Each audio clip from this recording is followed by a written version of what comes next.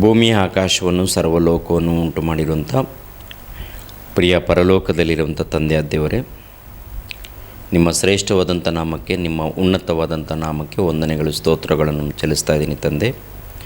ನಿಮ್ಮ ವಾಕ್ಯವನ್ನು ಧ್ಯಾನಿಸುವಾಗ ನಿಮ್ಮ ಕೃಪೆಯನ್ನು, ನಿಮ್ಮ ಸಹಾಯವನ್ನು ಅನುಗ್ರಹಿಸಿ, ಕೇಳುವಂಥ ನಿಮ್ಮ ಮಕ್ಕಳನ್ನು ಆಶೀರ್ವದಿಸಿ. ಅದೇ ರೀತಿಯಲ್ಲಿ ಜೈಶಾಲಿ ಕನ್ನಡ ಕ್ರಿಶ್ಚಿಯನ್ ಟಿ.ವಿ ಮೂಲಕ ಕೆಲವರು ಸ್ವಲ್ಪ ಮಂದಿ ನಿಮ್ಮ ವಾಕ್ಯವನ್ನು ತಿಳ್ಕೊಳ್ತಾ ಇದ್ದಾರೆ, ಅರ್ಥ ಮಾಡ್ಕೊಳ್ತಾ ಇದ್ದಾರೆ. ಅವರನ್ನು, ಅವರ ಕುಟುಂಬವನ್ನು ಆಶೀರ್ವದಿಸಿ. ಪ್ರಾಣ ಇರೋ ತನಕ ನಿಮ್ಮ ವಾಕ್ಯಕ್ಕೆ ತಲೆ ಬಾಗಿಸಿ ನಿಮ್ಮ ಪ್ರೀತಿಯನ್ನು ಸಮಾಜಕ್ಕೆ ಸಾರಿ ನೀವಿರುವಂಥ ಮಹಾಲೋಕವನ್ನು ಪಡ್ಕೊಳ್ಳೋದಕ್ಕೆ ನಮಗೆಲ್ಲರಿಗೂ ಸಹಾಯವನ್ನು ಅನುಗ್ರಹಿಸಬೇಕೆಂಬುದಾಗಿ ಯೇಸು ಪವಿತ್ರ ನಾಮದಲ್ಲಿ ಬೇಡ್ತದೇನಪ್ಪ ತಂದೆಯೇ, ಆಮೇನ್. ನಮ್ಮ ರಕ್ಷಕನು, ಒಡೆಯನು, ಪ್ರಪಂಚ ಮೋಕ್ಷ ಪ್ರದಾತನಾಗಿರುವಂಥ ಯೇಸು ಕ್ರಿಸ್ತನ ನಾಮದಲ್ಲಿ ನಿಮ್ಮೆಲ್ಲರಿಗೆ ನನ್ನ ಹೃದಯಪೂರ್ವಕಗಳಿಂದ ವಂದನೆಗಳನ್ನು ಸಮರ್ಪಿಸಿಕೊಳ್ತಾ ಇದ್ದೀನಿ. ಕಳೆದ ವಾರ ಧರ್ಮಶಾಸ್ತ್ರ ಅವಶ್ಯಕತೆ ಬಿಡುಗಡೆ ಎನ್ನುವಂಥ ಒಂದು ಅಂಶಗಳನ್ನು ಮಾತನಾಡಿದ್ದೀನಿ. 1ನೇ ಭಾಗ, 2ನೇ ಭಾಗ, 3ನೇ ಭಾಗ, 4ನೇ ಭಾಗ. ಧರ್ಮಶಾಸ್ತ್ರದಲ್ಲಿ ಮೋಶೆ ಮೂಲಕ ಕೊಡಲ್ಪಟ್ಟಿರುವಂಥ ಧರ್ಮಶಾಸ್ತ್ರದಲ್ಲಿ ಬರೆಯಲ್ಪಟ್ಟಿರುವಂಥ ವಚನಗಳನ್ನು, ಆ ವಚನಗಳಲ್ಲಿ ಇರುವಂಥ ಭಾವನೆಗಳನ್ನು ವಾಕ್ಯದ ಮೂಲಕ ನಾನು ತೋರಿಸ್ಕೊಟ್ಟಿದ್ದೀನಿ ಪ್ರಿಯರೇ. ನೀವು ಬೈಬಲ್ ವಾಕ್ಯವನ್ನು ಕಲಿಬೇಕು, ದೇವರ ವಾಕ್ಯವನ್ನು ನೀವು ಕಲಿಬೇಕು ಅಂದರೆ ಖಚಿತವಾಗಿ ಈ ಧರ್ಮಶಾಸ್ತ್ರದ ಬಗ್ಗೆ ಪ್ರತಿಯೊಬ್ಬರು ತಿಳ್ಕೊಳ್ಬೇಕು. ಪ್ರತಿಯೊಬ್ಬರು ಧರ್ಮಶಾಸ್ತ್ರವನ್ನು ಕುರಿತು ಹೇಳಿರುವಂಥ ವಚನಗಳನ್ನು ಕುರಿತು ನೀವು ತಿಳ್ಕೊಂಡ್ರೆ ಹೊಸ ಒಡಂಬಡಿಕೆ ಅರ್ಥ ಆಗುತ್ತೆ. ಕ್ರಿಸ್ತನ ಪ್ರೀತಿ, ಕ್ರಿಸ್ತ ಯಾಕೆ ಬಂದರು, ಉದ್ದೇಶ ಏನು, ನಾವು ಏನು ಮಾಡಬೇಕು, ಇದೆಲ್ಲ ಗೊತ್ತಾಗುತ್ತೆ. ಯಾಕೆಂದರೆ ನಾವೆಲ್ಲರೂ ದೇವರ ಮಕ್ಕಳು. ನಾವೆಲ್ಲರೂ ಕೂಡ ದೇವರು ಇರುವಂಥ ಮಹಾಲೋಕಕ್ಕೆ ಹೋಗಬೇಕು. ನೋಡಿ, ಇವತ್ತು ಪ್ರಪಂಚ ದೇಶದಲ್ಲಿ ದೇವರನ್ನು ಆರಾಧಿಸೋದಕ್ಕೆ, ಪ್ರಾರ್ಥನೆ ಮಾಡೋದಕ್ಕೆ, ಇಲ್ಲ ಅನೇಕ ಕಾರ್ಯಕ್ರಮಗಳನ್ನು ಮಾಡೋದಕ್ಕೆ ಕಷ್ಟಪಡ್ತಾ ಇದ್ದಾರೆ. ಅಂದರೆ ಉದ್ದೇಶ ಹೊಂದಿದೆ ರೀ. ಎಲ್ಲರಿಗೂ ಇರುವಂಥ ಉದ್ದೇಶ ಏನಂದರೆ ನಾನು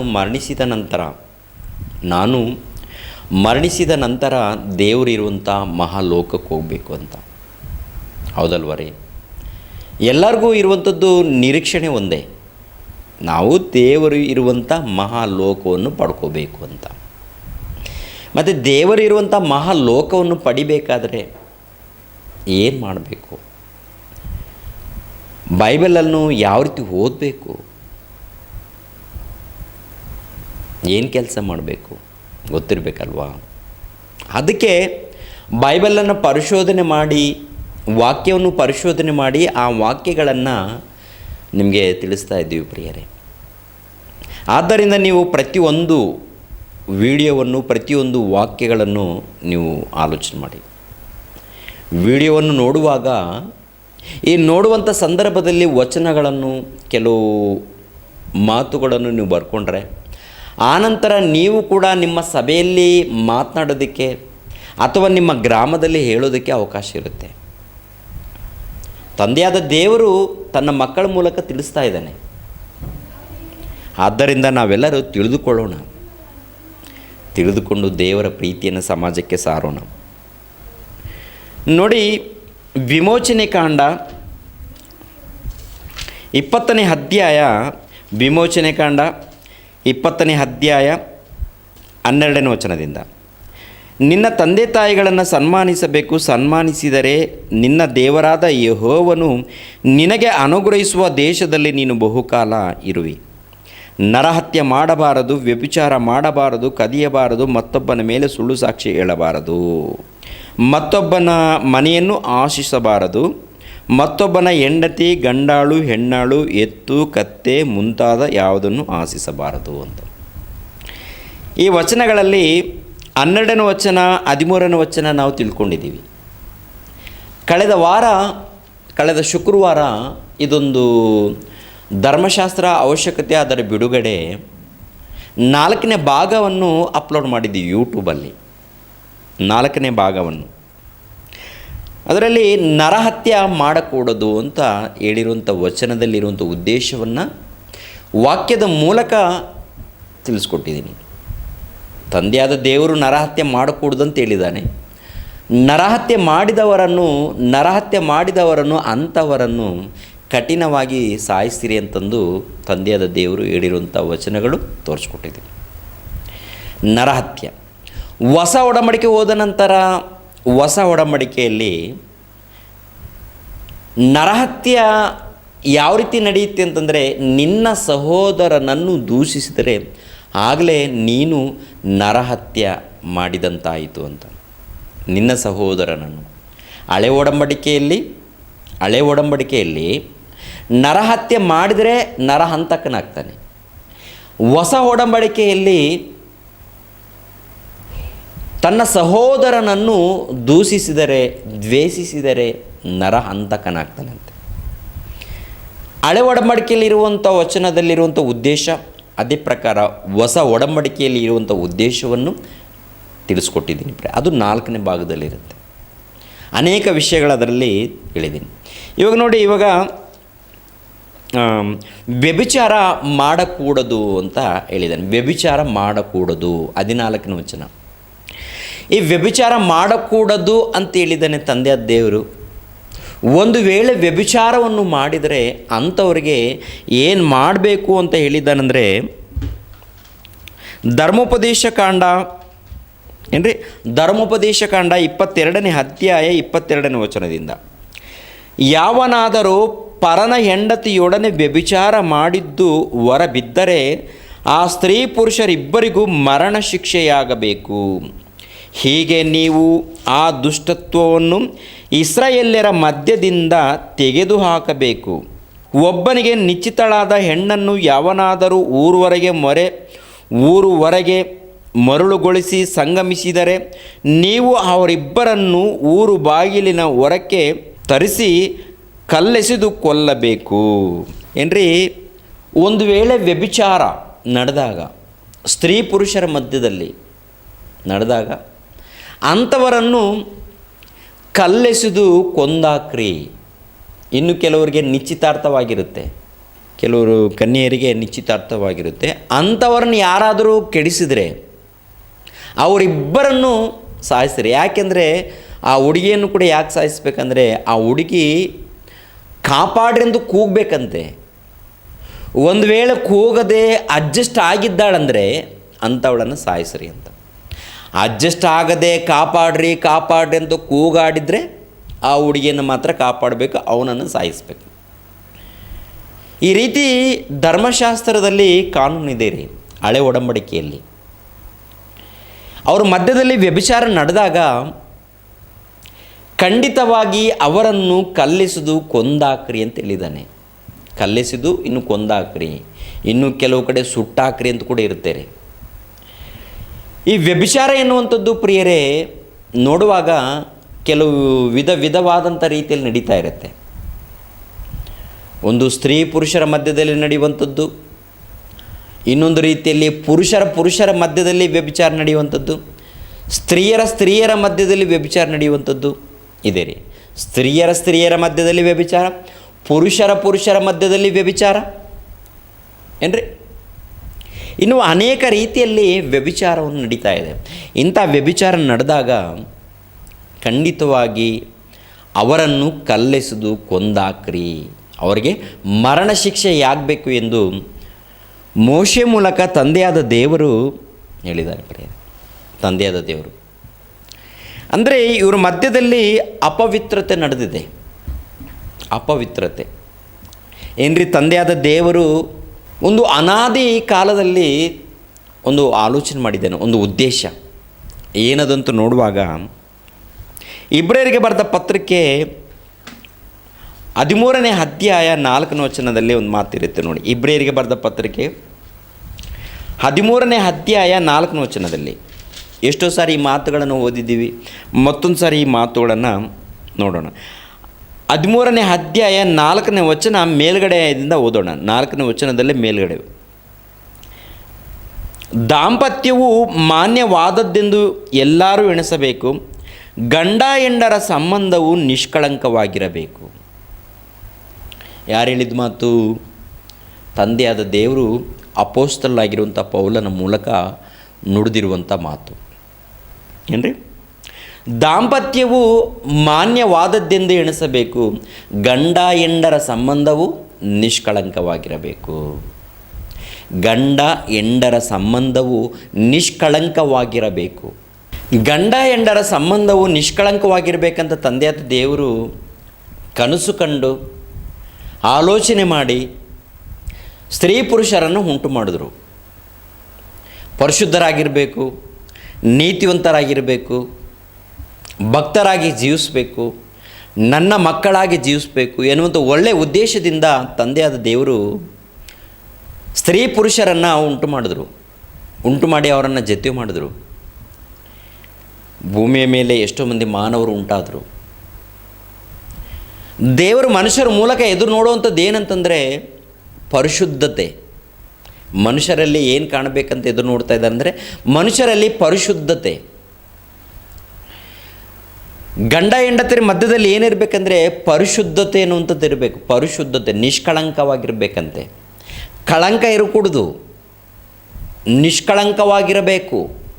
ದಾಂಪತ್ಯ ಜೀವನವು ಮಾನ್ಯವಾದದ್ದೆನಿಸಬೇಕು. ಗಂಡ ಹೆಂಡರ ಸಂಬಂಧವು ನಿಷ್ಕಳಂಕವಾಗಿರಬೇಕು ಅಂತ. ಇವ್ರ ಮಧ್ಯದಲ್ಲಿ ಅಪವಿತ್ರತೆ ಯಾವಾಗ ನಡೆಯುತ್ತೆ? ಯಾಕೆ ನಡೆಯುತ್ತೆ? ಇವ್ರ ಮಧ್ಯದಲ್ಲಿ ಅಪವಿತ್ರತೆ, ಇವ್ರ ಮಧ್ಯದಲ್ಲಿ ವ್ಯಭಿಚಾರ ಯಾವಾಗ ನಡೆಯುತ್ತೆ? ಯಾಕೆ ನಡೆಯುತ್ತೆ?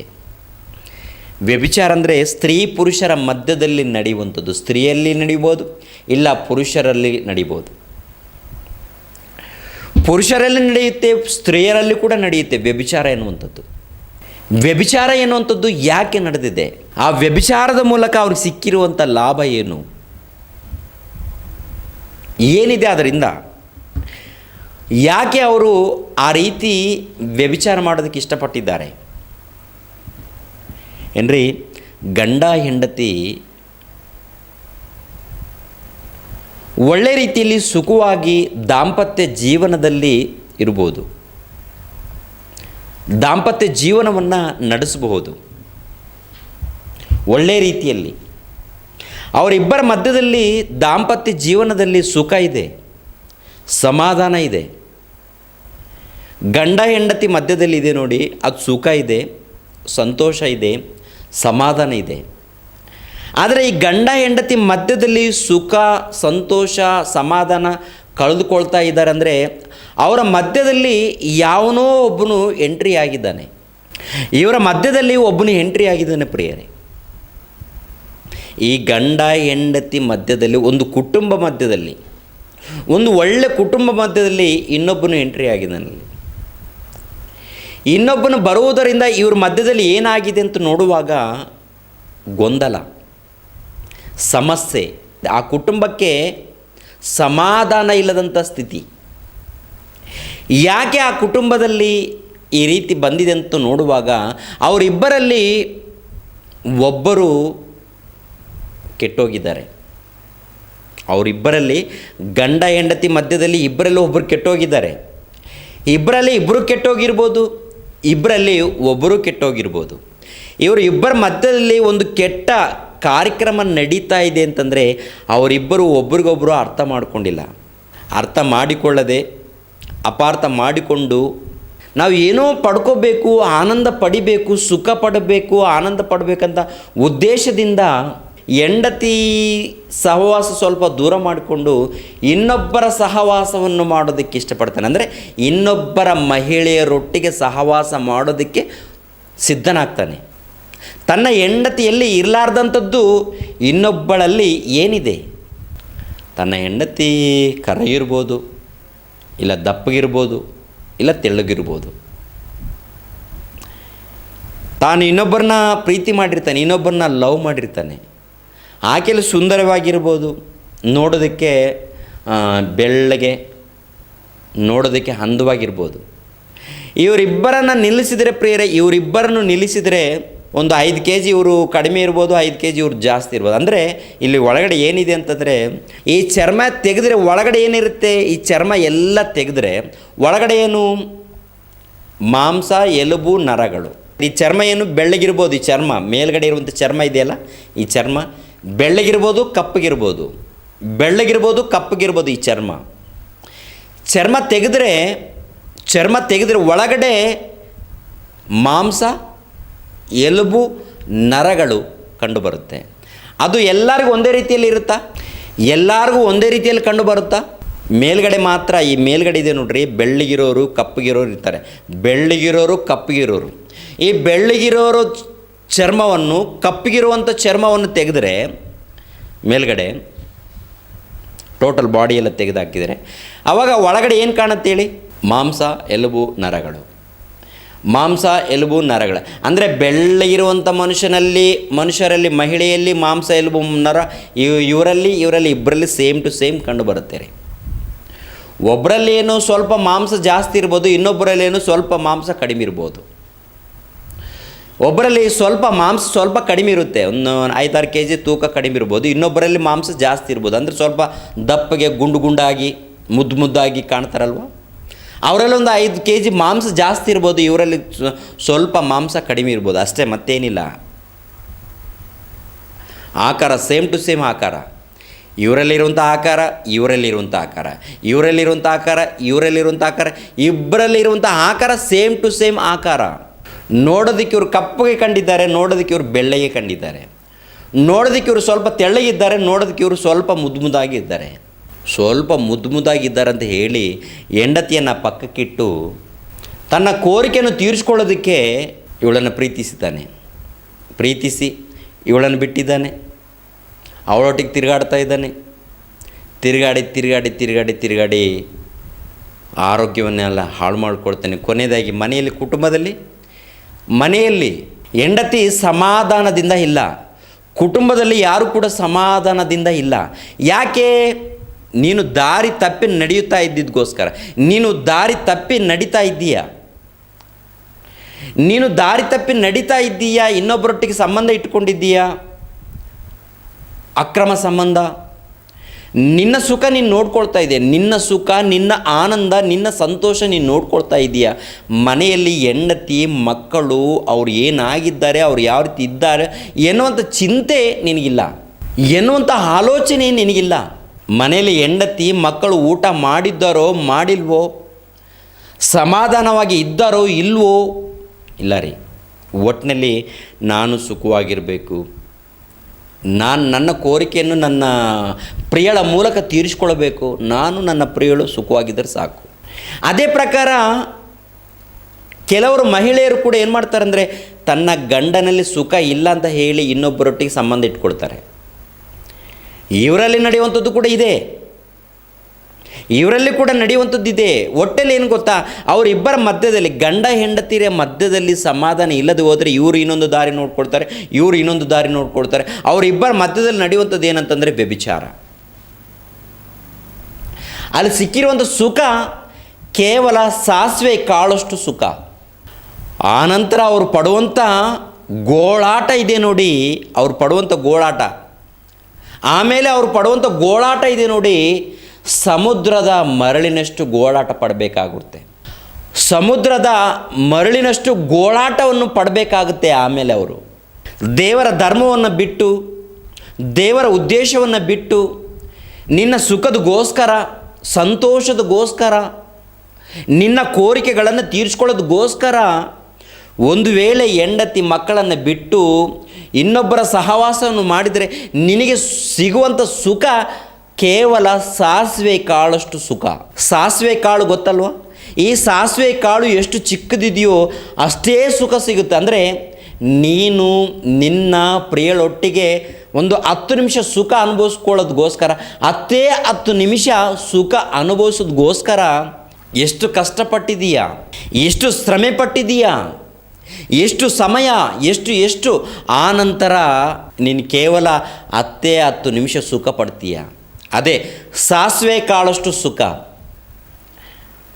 ಆ ಸುಖ ಪಟ್ಟ ನಂತರ ಆನಂತರ ನೀನು ಅನುಭವಿಸುವಂಥ ವೇದನೆ, ಸುಖ ಪಡುವಾಗ ನಿನಗೇನೂ ಅರ್ಥ ಆಗೋದಿಲ್ಲ.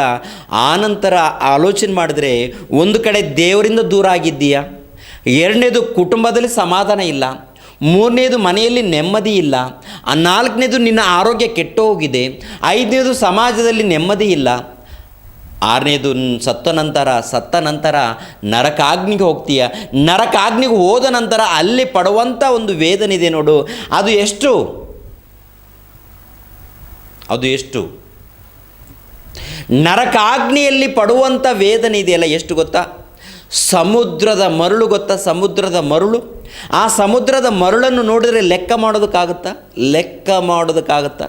ಸಮುದ್ರದಲ್ಲಿರುವಂಥ ಮರಳನ್ನು ನೋಡು, ಅವು ಲೆಕ್ಕ ಮಾಡೋದಕ್ಕಾಗತ್ತಾ? ಆಗೋದಿಲ್ಲ, ಲೆಕ್ಕ ಗೊತ್ತಿಲ್ಲ. ಅಷ್ಟು ಭಯಂಕರವಾದಂಥ ನರಕಾಗ್ನಿಯಲ್ಲಿ ಶಿಕ್ಷೆಯನ್ನು ಪಡಿಬೇಕಾಗುತ್ತೆ ನೀನು. ಇಲ್ಲಿ ಅನುಭವಿಸಿದ್ದು ನೀನು ನಿನ್ನ ಪ್ರಿಯಳೊಟ್ಟಿಗೆ ಕೇವಲ 10 ನಿಮಿಷವನ್ನು ಸುಖವನ್ನು ಅನುಭವಿಸಿದ್ದೀಯ. ಸತ್ತ ನಂತರ ನೀನು ಅನುಭವಿಸುವಂಥ ನರಳಾಟ ಇದೆ ನೋಡು, ಅದು ಭಯಂಕರವಾದಂಥ ನರಳಾಟ. ಯಾಕೆಂತ ನೋಡುವಾಗ ಮಾಡಿರುವಂಥ ತಪ್ಪು ವ್ಯಭಿಚಾರ ಮಾಡಬಾರದು ಅಂತ ದೇವರು ಹೇಳಿದ್ದಾನಲ್ಲ, ದೇವರು ಮಾಡಬೇಡ ಅಂತ ಹೇಳಿದ್ದಾನೆ, ನೀವು ಮಾಡಿದ್ದೀಯ. ದೇವರು ಮಾಡಬೇಡ ಅಂತ ಹೇಳಿದ್ದಾನೆ, ನಾವು ಮಾಡ್ತಾ ಇದ್ದೀವಿ. ಆ ರೀತಿ ಮಾಡಿದಾಗ ದೇವರಿಗೆ ದೂರವಾಗ್ತೀವಿ, ಕುಟುಂಬದಿಂದ ದೂರವಾಗ್ತೀವಿ, ಮನೆಯಲ್ಲಿ ಸಮಾಧಾನ ಇಲ್ಲ, ಹೆಂಡತಿ ಮಧ್ಯದಲ್ಲಿ ಸಮಾಧಾನ ಇಲ್ಲ, ಕೊನೆಯದಾಗಿ ಪ್ರಿಯಳ ಮಧ್ಯದಲ್ಲಿ ಕೂಡ ಸಮಾಧಾನ ಇರೋದಿಲ್ಲ. ಆನಂತರ ಅನುಭವಿಸುವಂಥ ವೇದನೆ, ಗೋಳಾಟ ಇಷ್ಟು ಅಲ್ಲ. ಇದು ಯಾಕೆ ಹೇಳ್ತಾ ಇದ್ದೀನಿ ಅಂದರೆ, ಕೇವಲ 10 ನಿಮಿಷ ಸುಖದಗೋಸ್ಕರ ಪಡುವಂಥ ಪ್ರಯಾಸ, ಕೇವಲ 10 ನಿಮಿಷ ಸುಖ ಏನ್ರಿ? ಇಂಥ ಸಮಸ್ಯೆಯಲ್ಲಿ ಬೀಳುವಂಥ ಅವಶ್ಯಕತೆ ಏನಾದರೂ ಇದೆಯಾ? ನಿನ್ನ ಹೆಂಡತಿಯನ್ನು ಪ್ರೀತಿ ಮಾಡಿ ನೋಡು, ನಿನ್ನ ಹೆಂಡತಿಯನ್ನು ಪ್ರೀತಿ ಮಾಡಿ ನೋಡು. ನಿನ್ನ ಪ್ರಿಯಳಿಗೆ ತೋರಿಸುವಂಥ ಪ್ರೀತಿ ನಿನ್ನ ಹೆಂಡತಿಗೆ ತೋರಿಸು. ನಿನ್ನ ಪ್ರಿಯಳಿಗೆ ತೋರಿಸ್ತಾ ಇದೆಯಲ್ಲ ಪ್ರೀತಿ, ನಿನ್ನ ಹೆಂಡತಿಗೆ ತೋರಿಸಿ ನೋಡು, ಎಷ್ಟು ಸಂತೋಷ ಇರುತ್ತೆ ಗೊತ್ತಾ? ಎಷ್ಟು ಆನಂದ ಇರುತ್ತೆ ಗೊತ್ತಾ? ನೀವು ಸಮಾಧಾನವಾಗಿ ಸಂತೋಷವಾಗಿ ಇರಿ. ದಾಂಪತ್ಯ ಜೀವನ ನಿಷ್ಕಳಂಕವಾಗಿರಬೇಕು, ನಿಮ್ಮಿಬ್ಬರ ಒಂದು ಸಂಬಂಧ ನಿಷ್ಕಳಂಕವಾಗಿರಬೇಕು. ಅದು ನಾನು ಇಷ್ಟಪಡ್ತಾ ಇದ್ದೀನಿ. ಇನ್ನು ನಿಮ್ಮ ಮಧ್ಯದಲ್ಲಿ ಇನ್ನೊಬ್ಬರಿಗೆ ಸ್ಥಾನ ಕೊಡಕೂಡ್ದು. ನೀವು ಇಬ್ಬರಿಗೆ ಹೇಳಿದ್ದಾನೆ, ಇಬ್ಬರಲ್ಲಿ ಯಾರಾದರೂ ಆಗ್ಬೋದು, ಇಬ್ಬರಲ್ಲಿ ಒಬ್ಬರು ಸ್ಥಾನ ಕೊಟ್ಟರೆ ಸಾಕು, ಆ ಕುಟುಂಬ ಸರ್ವನಾಶ. ಹೆಂಡತಿ ಇನ್ನೊಬ್ಬರಿಗೆ ಸ್ಥಾನ ಕೊಟ್ಟರೆ ನಾಶ ರೀ. ಇಬ್ಬರ ಮಧ್ಯದಲ್ಲಿ ಪ್ರತಿದಿನ ಜಗಳ, ಪ್ರತಿದಿನ ಸಮಸ್ಯೆ. ಆದ್ದರಿಂದ ಪ್ರಿಯರಾದ ದೇವ್ರ ಮಕ್ಕಳಿರ, ದೇವರ ವಾಕ್ಯವನ್ನು ನಾವು ಅರ್ಥ ಮಾಡ್ಕೊಳ್ಬೇಕು. ಏನ್ರಿ, ಇದು ಶಾರೀರಿಕವಾದಂಥ ಒಂದು ವ್ಯಭಿಚಾರ, ಮನುಷ್ಯರ ಮಧ್ಯದಲ್ಲಿ ನಡೆಯುವಂಥದ್ದು, ಗಂಡ ಹೆಂಡತಿ ಮಧ್ಯದಲ್ಲಿ ನಡೆಯುವಂಥದ್ದು, ಪುರುಷರ ಮಧ್ಯದಲ್ಲಿ ನಡೆಯುವಂಥದ್ದು, ಸ್ತ್ರೀಯರ ಮಧ್ಯದಲ್ಲಿ ನಡೆಯುವಂಥದ್ದು ಏನ್ರಿ, ಈ ರೀತಿ ಇರುತ್ತೆ ರೀ. ಅದೇ ರೀತಿಯಲ್ಲಿ ಪ್ರಿಯರಾದ ದೇವ್ರ ಮಕ್ಕಳಿರ, ಇನ್ನೊಂದು ಭಯಂಕರವಾದಂಥ ಒಂದು ವ್ಯಭಿಚಾರ ನಡೀತಾ ಇದೆ. ಭಯಂಕರವಾದಂಥ ವ್ಯಭಿಚಾರ, ದೊಡ್ಡ ದೊಡ್ಡ ಮೇಧಾವಿಗಳಿಗೆ ತಿಳಿಯಲಾರ್ದಂಥ ಒಂದು ಸಂಗತಿ ಇದೆ ರೀ. ಈ ಪ್ರಪಂಚದಲ್ಲಿ ಮೇಧಾವಿಗಳು ಭಕ್ತರು, ಈ ಪ್ರಪಂಚದಲ್ಲಿ ಮೇಧಾವಿಗಳು ಭಕ್ತರು ನೀತಿವಂತರು ಎಷ್ಟೋ ಮಂದಿ ಕರೆಯಲ್ಪಡ್ತಾ ಇದ್ದಾರೆ. ಈ ವಿಷಯಗಳನ್ನು ಹೊರಗಡೆ ಹೇಳದೆ ಕೇವಲ ದೇವರನ್ನು ನಂಬಿಕೊಳ್ಳಿ, ನಿಮಗೆ ಉದ್ಯೋಗ ಬರುತ್ತೆ, ನೀವು ಲಾಭವನ್ನು ಪಡ್ಕೊಳ್ತೀರ, ನಿಮ್ಮ ಮನೆಯಲ್ಲಿ ಸಮಾಧಾನ ಇರುತ್ತೆ, ಆನಂದ ಇರುತ್ತೆ, ಸುಖ ಬರುತ್ತೆ, ಮನೆ ಬರುತ್ತೆ, ರೋಗ ಹೋಗುತ್ತೆ, ಇದೇ ಬೋಧನೆಗಳನ್ನು ಹೇಳಿ ಕ್ರೈಸ್ತರನ್ನು ಮಂಕು ಮಾಡಿದ್ದಾರೆ. ಪ್ರಿಯರೇ, ಕ್ರೈಸ್ತರನ್ನು ಮಂಕರನ್ನಾಗಿ ಮಾಡಿದ್ದಾರೆ.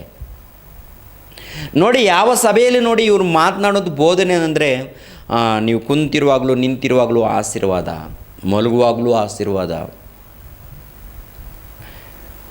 ಮನೆ ತುಂಬ ಆಶೀರ್ವಾದ, ಮನೆ ಬರುತ್ತೆ, ಕಾರು ಬರುತ್ತೆ, ಬಂಗ್ಲೆ ಬರುತ್ತೆ, ಬೈಕ್ ಬರುತ್ತೆ.